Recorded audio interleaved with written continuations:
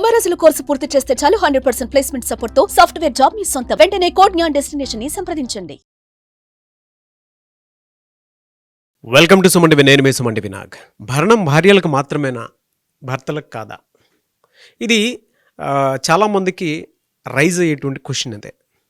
అయితే ఎక్కువగా భరణం ఏ సందర్భాల్లో ఎవరికి ఏ విధంగా ఇవ్వాల్సి వస్తుంది, భర్తలకు కూడా వర్తిస్తుందా అనేటువంటిది ఈరోజు మనతో పాటు హైకోర్టు అడ్వకేట్ అలగిరి రవీంద్రనాథ్ గారు ఉన్నారు. అది వారి మాటలో తెలుసుకుందాం. Hello sir.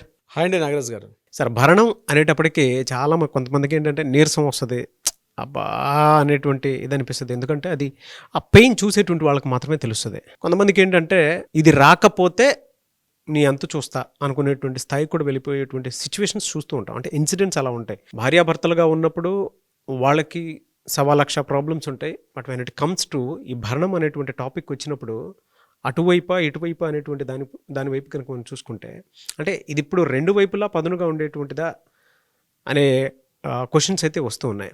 భర్తలకు కూడా భరణం ఉంటుందా? ఒకవేళ ఇస్తే ఏ సందర్భాల్లో ఇవ్వాల్సి ఉంటుంది? భరణం అన్నది అది ఆభరణమా, భరించలేకుండా ఉండేటటువంటిదా? 1980, 1970, 1990 ఇటువంటి దశకాల్లో ఏం జరిగిందంటే, స్త్రీల యొక్క విద్యా వ్యవస్థలో స్త్రీల యొక్క విద్యా ఉద్యోగాల్లో స్త్రీల యొక్క ప్రాతినిధ్యం చాలా తక్కువగా ఉండేది. అటువంటి సందర్భాల్లో మ్యారేజ్ చేసుకున్న తర్వాత మహిళలకి పూర్తిగా వాళ్ళ ఆసక్తులు కాబట్టి వాళ్ళని కూడా సరైన పోషణ రక్షణ భాగంలో భాగంగా వారికి ఈ భరణం అన్నట్టు మనోవర్తి అంటారు, భరణం అంటారు, ఇది ఇచ్చే ప్రయత్నం చేసింది కోర్టులు చట్టాలు. అయితే మారుతున్న కాలక్రమంలో ఈరోజు 2025కి మనం వచ్చిన సందర్భాల్లో కూడా అప్పటి పరిస్థితులు ఇంకా ఉన్నాయా? ఈ విషయం మీద ఇప్పటికి కూడా చాలా చర్చ జరగాల్సిన అవసరం ఉంది. దీని మీద చట్ట సభలు ఇవన్నీ కూడా ఆలోచిస్తున్నాయి. నేను ఆ విషయంలోకి వెళ్ళదలుచుకోలేదు. సో ఇప్పుడు ప్రెజెంట్ మన చట్టాలు ఏం చెప్తున్నాయి భరణం విషయంలో అంటే, ప్రధానంగా పురుషుడు అంటే హస్బెండ్ తన భార్యకి తన పిల్లలకి వాళ్ళ పోషణ నిమిత్తం ఎంతో కొంత విడిపోయిన తర్వాత, ఇక్కడ డివోర్స్ వేరు, జ్యుడిషియల్ సెపరేషన్ వేరు, మెయింటెనెన్స్ వేరు. అంటే 498 సెక్షన్ పెట్టిన తర్వాత భార్యాభర్తల మధ్య గృహహింస యాక్ట్ చట్టాలు అవుతున్నప్పుడు అది చట్టంలో ఉండటం, అంటే అది ఇంకా కోర్టు ట్రయల్స్లో ఉన్నప్పుడు కూడా మమ్మల్ని పోషించే బాధ్యత ఉందని చెప్తే మెయింటెనెన్స్ యాక్ట్ని మళ్ళీ మనం సెపరేట్గా వేసుకుంటాం. మెయింటెనెన్స్ ఇవ్వమని చెప్పి సెపరేట్గా వేసుకునే హక్కు స్త్రీలకు ఉంటుంది. అయితే మీరు అడిగిన క్వశ్చన్లో భాగంగా ఇది కేవలం స్త్రీలకే ఉంటుందా, పురుషులకు కూడా ఉంటుందా? అవునండి, కరెక్ట్, పురుషులకు కూడా ఉంటుంది. ఏ సందర్భంలో పురుషులు కూడా మెయింటెనెన్స్ భార్య నుంచి కూడా పొందే హక్కు ఏ సందర్భంలో ఉంటుందంటే, ఒకవేళ భార్య కాస్త మంచి ఆస్తిపర్రాలు, లేకపోతే మంచి ఇన్కమ్ సోర్సెస్, కాస్త పెద్ద కుటుంబంలోంచి, అంటే కంపేర్డ్ టు ద భార్యాభర్తల మధ్య భర్తకి ఇన్కమ్ చాలా తక్కువ ఉండి భర్తకి ఇన్కమ్ లేని సందర్భంలో భార్య మంచి ఉద్యోగస్తులు హై ప్రొఫెషనల్ నుండి మంచి ఇన్కమ్ బాగా సంపాదించుకున్న సందర్భంలో భర్త కూడా కోర్టుకు అప్పీల్ చేసుకోవచ్చు. నాకు భార్య మూలకంగా నా యొక్క మెయింటెనెన్స్ నాకు పిల్లలకి సరిపోవట్లేదు కాబట్టి నాకు మెయింటెనెన్స్ ఇవ్వమని చెప్పి భార్య పైన కూడా మెయింటెనెన్స్ వేసుకునే హక్కు భర్తకు ఉంది ఇక్కడ కూడా. సో భరణం కేవలం మహిళగా కాదు, భర్తలకు కూడా ఉంది. అయితే భార్య ఉద్యోగస్తులై ఉండాలి, భర్తతో కంపేర్ చేస్తే ఎక్కువగా ఉండాలి. కానీ చాలా సందర్భాల్లో 90% కేసు అన్నీ కూడా కేవలం మహిళలు వేస్తుంటారు భర్తలపైన భరణం పొందే విషయంలో. అయితే ఇక్కడ పిల్లలు, ఈ విషయం ఎవరికి ఉండాలి? పిల్లల యొక్క బాధ్యత పోషణ భార్యాభర్తలు చెరిసగం కాబట్టి ఇక్కడ పిల్లల యొక్క పోషణ విషయానికి వచ్చినట్లయితే, అమ్మాయి పుట్టినట్లయితే, అమ్మాయి ఉన్నట్లయితే, అమ్మాయి కేవలం ఉద్యోగం వరకే కాకుండా 18 ఏళ్ళనే కాకుండా అమ్మాయికి పెళ్ళిడు అంటే 21 ఇయర్స్ వచ్చేదాకా కూడా ఆమెను మెయింటైన్ చేసి ఆ పిల్లల్ని చూసుకునే బాధ్యత కూడా భర్త పైన ఉంటుంది. అబ్బాయి విషయంలోకి వచ్చినట్లయితే కేవలం 18 ఏళ్ళు నిండే వరకు, అతనికి ఉద్యోగ అర్హత వచ్చే వరకు కూడా అబ్బాయిని మెయింటైన్ చేసుకునే ఇది భర్తకు ఉంటే, పూర్తిగా అమ్మాయి విషయంలో మాత్రం 21 ఇయర్స్ అప్ టు ఆ అమ్మాయి తన కాళ్ళ మీద తను నిలబడి తను జాబ్ చేసుకుని తను మ్యారేజ్ అయ్యే స్థితి వరకు కూడా అమ్మాయిని చూసుకునే బాధ్యత ఇతనికి ఉంటుంది. ఈ భరణం దానిలో కూడా కలిసి ఉంటుంది. ఇక్కడ ఫర్ ఎగ్జాంపుల్ మీకు ఒక 5 ఇయర్స్ బ్యాక్ ఒక భరణాన్ని మెయింటైన్ చేయడం జరిగింది. ఒక మొత్తాన్ని, ఈ భరణం కూడా 2 రకాలుగా ఉంటుంది. అంటే ఒకే మొత్తంలో మొత్తం మా లైఫ్ వరకు ఇంత మొత్తాన్ని మాకు ఇస్తే సరిపోతుందని చెప్పి సింగిల్ సెటిల్మెంట్ అంటారు.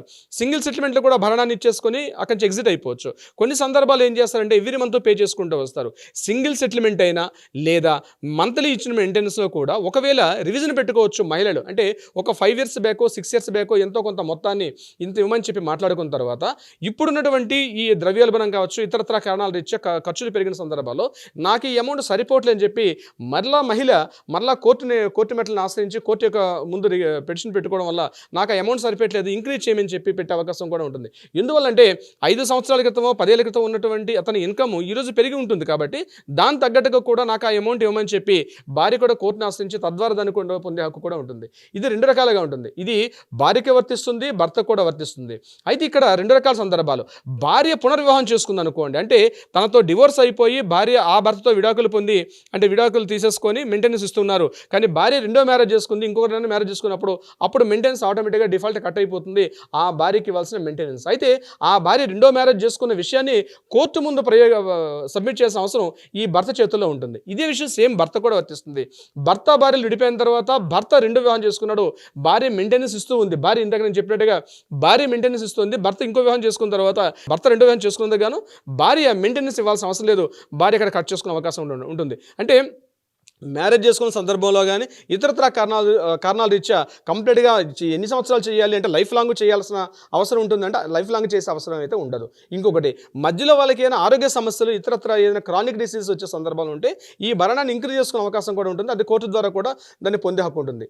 ఇందాక మనం లాస్ట్ టైంలో మనం గతంలో కొన్ని వీడియోలు చేసాం నాగరాజు గారు. ఆ వీడియోలో మనం ఏం చేసామంటే ఏ సందర్భాల్లో మరలా భరణాన్ని మనం రద్దు చేసుకునే అవకాశం ఉంటుంది, జాబ్ ఆగిపోయింది, అటువంటి సందర్భాల్లో మనం ఆ వీడియోలు చెప్పినట్టుగా ఏ సందర్భాల్లో కట్ చేసుకునే అవకాశం కూడా ఉంటుంది, మనం ఒక వీడియోలు చేసాం ప్రత్యేకంగా. అయితే ఈ భరణం అనే విషయం అనేది ఇప్పటికి కూడా పెద్ద కాంట్రవర్షియల్ ఇష్యూగా ఉంది. ఇప్పటికి కూడా దీని మీద చట్టసభలు చాలా డిస్కషన్ చేస్తున్నాయి.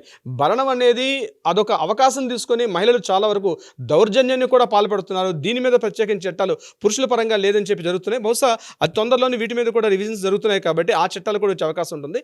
ఏదేమైనప్పుడు కూడా ఒక 50 ఏళ్ల క్రితం 40 ఏళ్ల క్రితం ఏవైతే చట్టాలు ఉన్నాయో అదే చట్టాలు ఇప్పుడు కూడా కంటిన్యూషన్ అవుతున్నాయి. సో భరణం ఇవ్వడం అనేది ఒకసారి మ్యారేజ్ చేసుకున్న తర్వాత తనకి పిల్లలు పుట్టినా పుట్టకపోయినా భార్యని ఒక అందరి ఆమోదయోగ్యంతో ఒక భార్యని చట్ట ప్రకారంగా మ్యారేజ్ చేసుకున్న తర్వాత ఆ భార్యకు భరణం ఇవ్వాల్సిన బాధ్యత పురుషుడిపైన మాత్రమే ఉంటుంది. కొన్ని సందర్భాల్లో కొన్ని ప్రత్యేక పరిస్థితుల్లో భార్యను వైపు నుంచి కూడా భరణం పొందే హక్కు పురుషుడు కూడా ఉంది. నాగరాజు గారు, రీసెంట్ అతుల్ కేసులో కనుక మనం చూస్తే జరిగినటువంటి ఇన్సిడెంట్, ఆయన సూసైడ్ చేసుకుని చనిపోవటం అనేది బాధాకరం.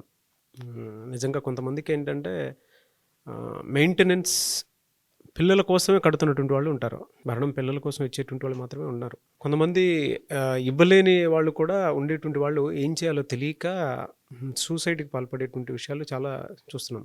వాళ్ళంటే సోషల్ మీడియా వచ్చింది కాబట్టి కొన్ని విషయాలు బయటకు వస్తున్నాయి కాబట్టి తెలుస్తుంది. కానీ బట్ ఇటువైపు కూడా నష్టం చూసేటువంటి, అంటే అన్ని కేసెస్లో కాదు, కొన్ని కేసెస్లో అయితే డెఫినెట్గా నష్టాలు చూస్తున్నారు.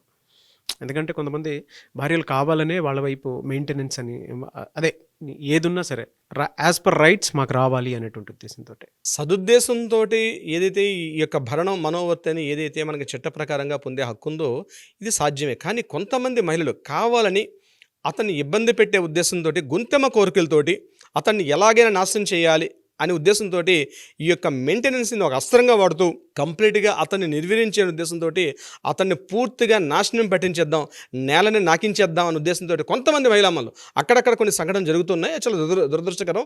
అయితే దానికి సంబంధించి కూడా కొన్ని రివిజన్స్ అవుతున్నాయి. ఇప్పుడు కూడా చట్టసభలో డిస్కషన్స్ అవుతున్నాయి కాబట్టి కొన్ని మార్పుల్ని మనం ఆహ్వానిద్దాం నాగరాజు గారు. తప్పనిసరిగా వచ్చే మార్పులు కూడా ఉంటాయి. దీన్ని కూడా ఏ లిమిటేషన్స్. రీసెంట్గా మన సుప్రీంకోర్టు కూడా కొంత మార్గదర్శకాలు జారీ చేసింది లోవర్ కోర్ట్స్ అన్నిటికి కూడా.